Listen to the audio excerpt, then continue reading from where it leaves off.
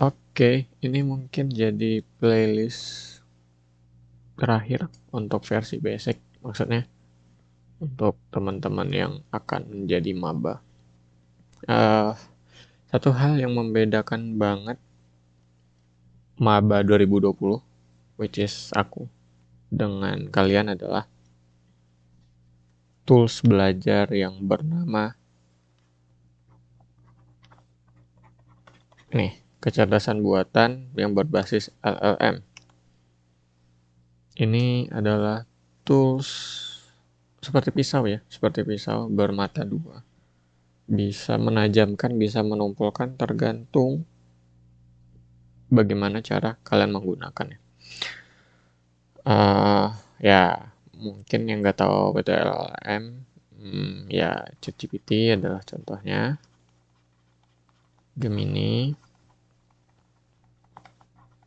Cloud, uh, Perplexity, dan macam-macam ya. Silahkan dieksplor sendiri. Ada banyak tipe, ada banyak jenis dan semuanya memakai apa namanya, punya kelebihan dan kekurangan sendiri. Jadi silahkan dieksplor saja karena ini bukan konten endorse ya. Ini bukan konten endorse. Jadi uh, aku tidak akan berpihak ke salah satu gitu ya. Oke.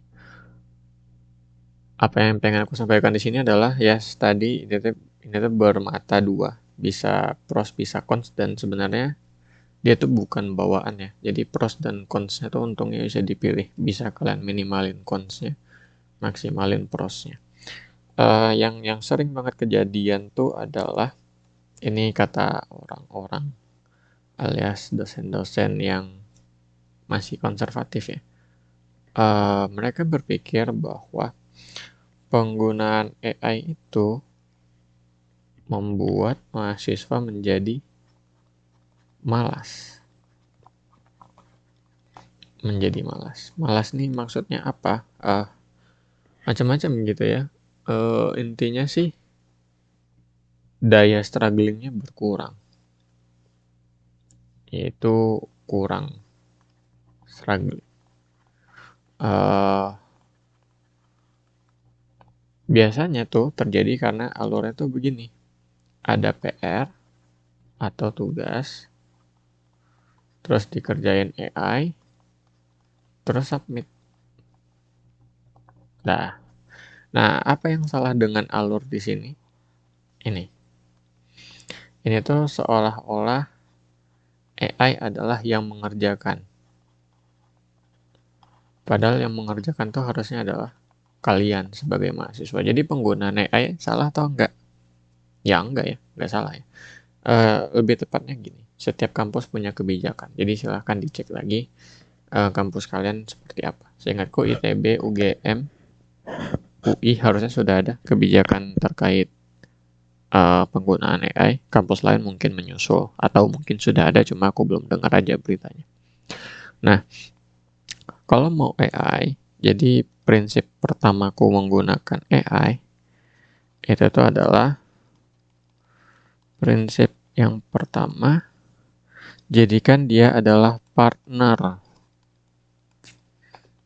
Macam-macam, partner belajar, partner brainstorming, dan partner berkeluh kesah. Biar keluh kesah kalian gak berhenti di keluh kesah kalian jadi ide. Oke, itu satu. Jadi khususnya dalam konteks belajar, makna AI sebagai partner belajar adalah membuat kalian menjadi active learning, mengaktifasi si active learning ini. Active learning ini artinya kalian bukan cuma mendengarkan, tidak menerima 100%,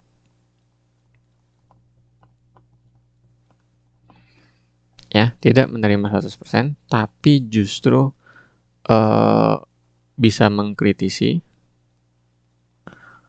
Mengkritisi khususnya jika ada yang aneh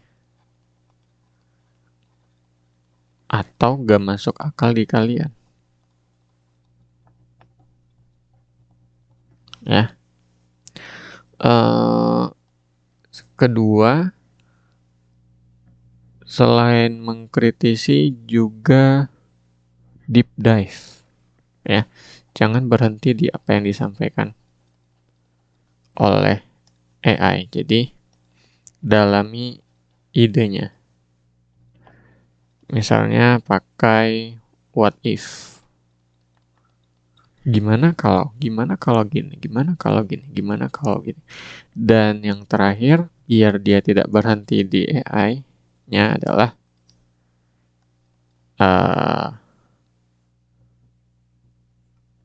apa ya? Give conclusion. Bukan give, make a conclusion. Jadi di sini tuh kalian yang simpulkan sendiri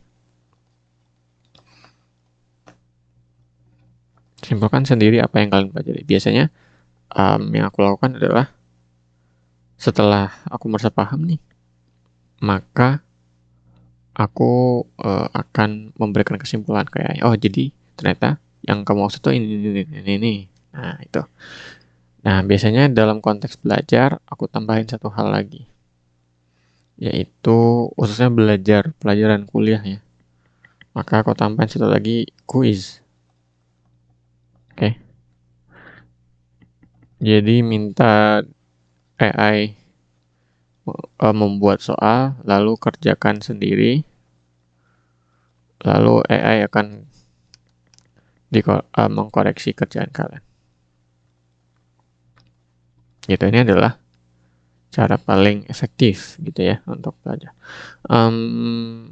menggunakan AI. Gitu ya. Jadi sekarang udah nggak perlu buku menurut aku buat belajar. Lebih bagus lagi kalau ada buku gitu ya.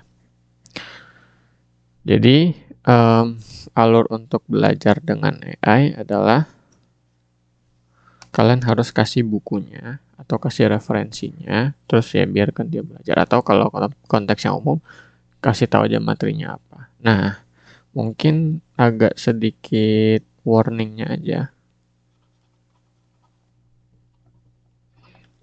Ingatan AI itu tidak dalam jangka panjang.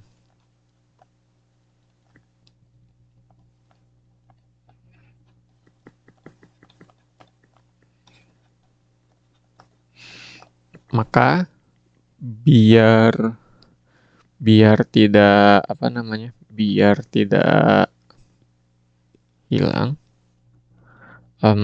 minta bikin summary setiap berapa menit ya. Minta summary misal setiap selesai belajar. Summary ini termasuk ringkasan materi gitu ya, poin yang sudah dipelajari apa aja, dan evaluasi dari hasil belajar, evaluasi dan saran belajar berikutnya. Jadi biar dia ingat dan kalian tidak perlu pindah chat gitu ya. Nah ini adalah hal yang utama ya. Belajar dengan AI itu sangat menarik. Aku tidak merasa ada kendala apapun ya dalam belajar dengan AI. Nah, yang berbahaya dalam tanda petik itu adalah di sini menurutku ya. Ini lagi-lagi subjektif, cuma ini menurutku aja. Nah, ini tuh mengantarkan kepada prinsip yang kedua, adalah AI bukan satu-satunya partner. Ya, AI bukan satu-satunya partner. Maka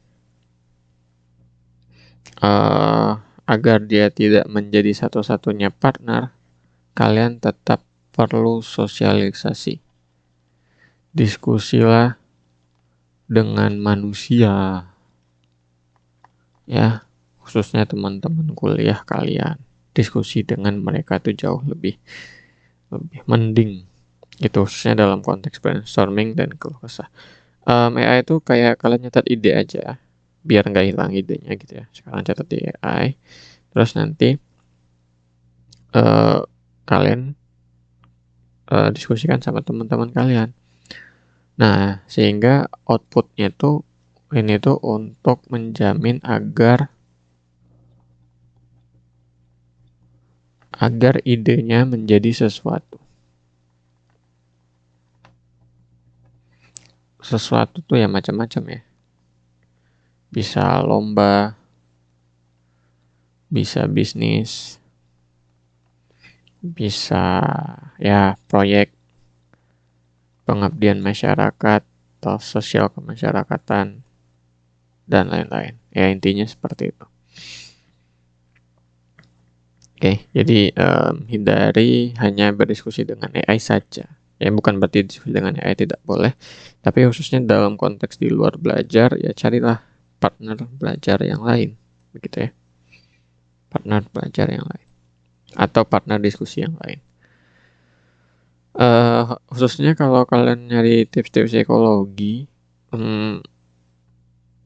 at some point tuh AI akan begitu-begitu aja gitu. Maka kalian harus cari bantuan profesional ya, jangan pernah malu.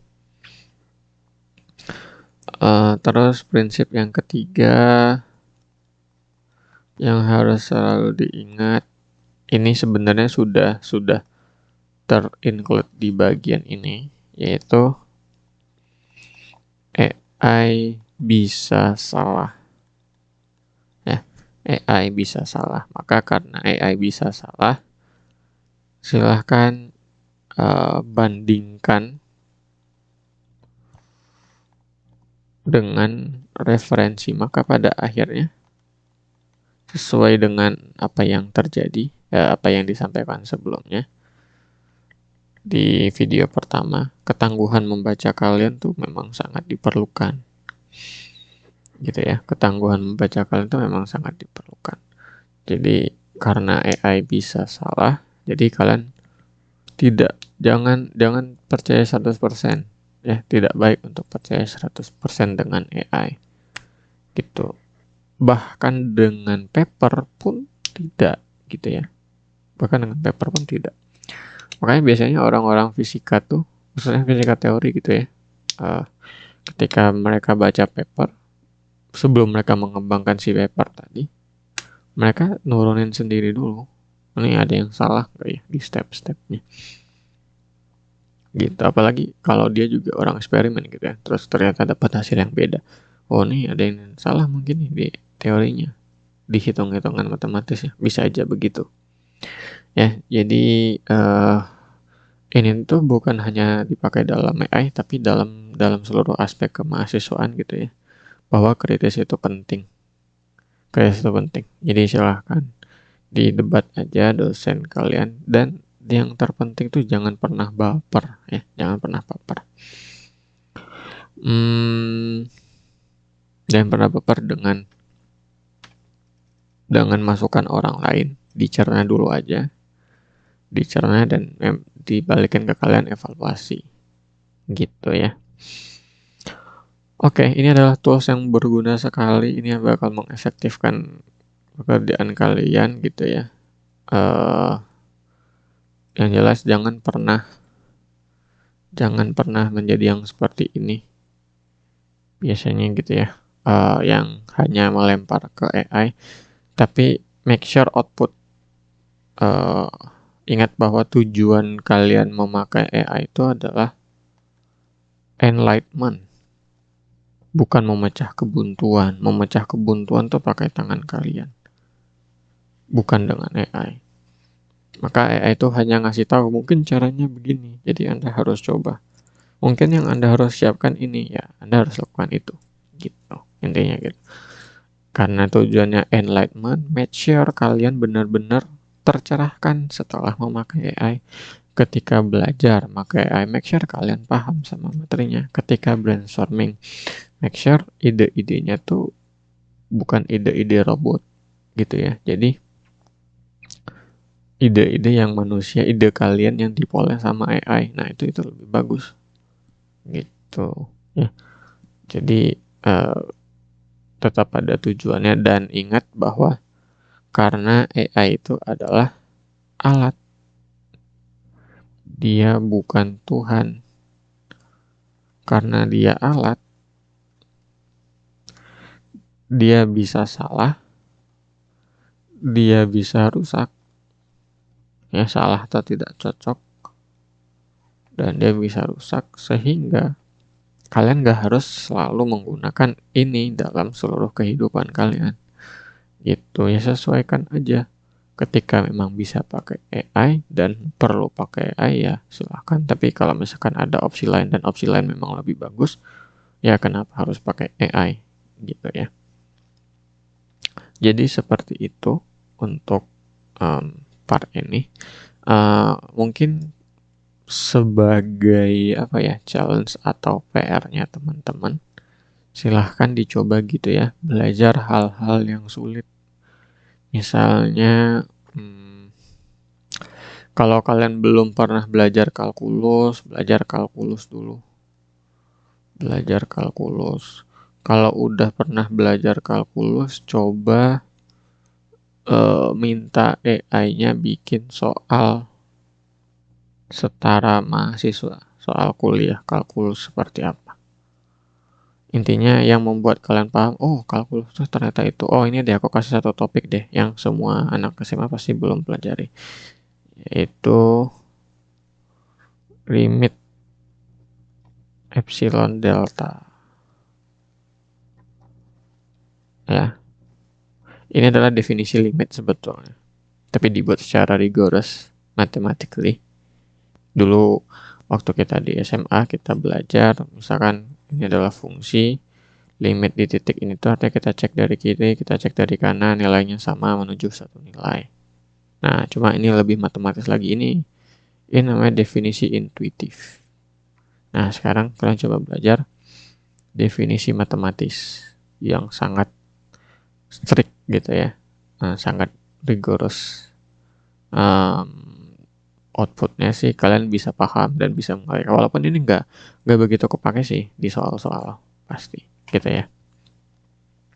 Oke, jadi seperti itu. Silakan, selamat belajar, selamat mengeksplor cara belajar, selamat mengeksplor science, technology, engineering, and mathematics, dan selamat mengeksplor AI ya. Nah, ini adalah tools-tools masa depan yang bisa kalian pegang dari sekarang. Jangan lupa like, comment, subscribe, dan share jika merasa videonya bermanfaat. Terima kasih.